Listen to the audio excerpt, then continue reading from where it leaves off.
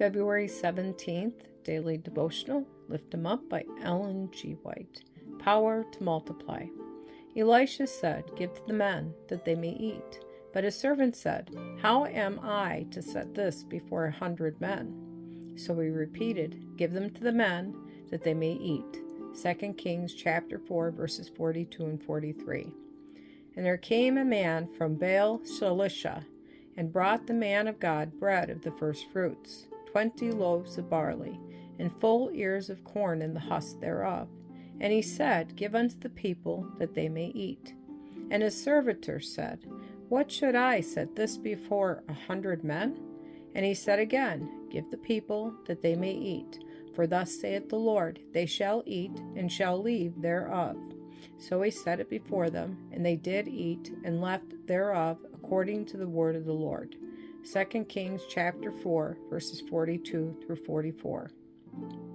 He who worked this miracle on behalf of 100 men in the Old Testament times wrought a similar wonder for 5,000, when as a man he preached the gospel to men.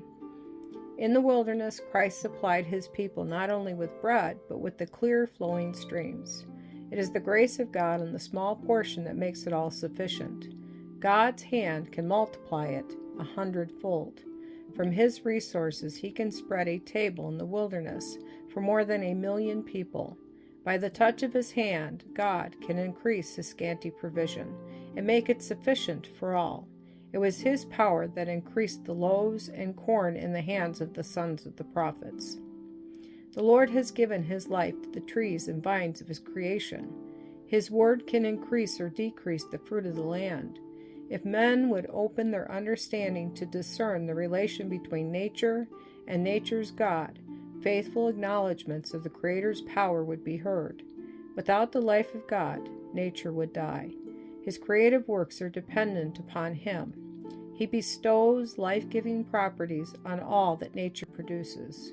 We are to regard the trees laden with fruit as the gift of God, just as much as though he placed the fruit in our hands. In feeding the 5,000, Jesus lifts the veil from the world of nature and reveals the power that is constantly exercised for our good. In the production of earth's harvests, God is working a miracle every day. Through natural agencies, the same work is accomplished that was wrought in the feeding of the multitude. It is God who is every day feeding millions from earth's harvest fields. Men are called upon to cooperate with God in the care of the grain and the preparation of the loaf, and because of this, they lose sight of the divine agency. He desires us to recognize him in his gifts, that they may be, as he intended, a blessing to us.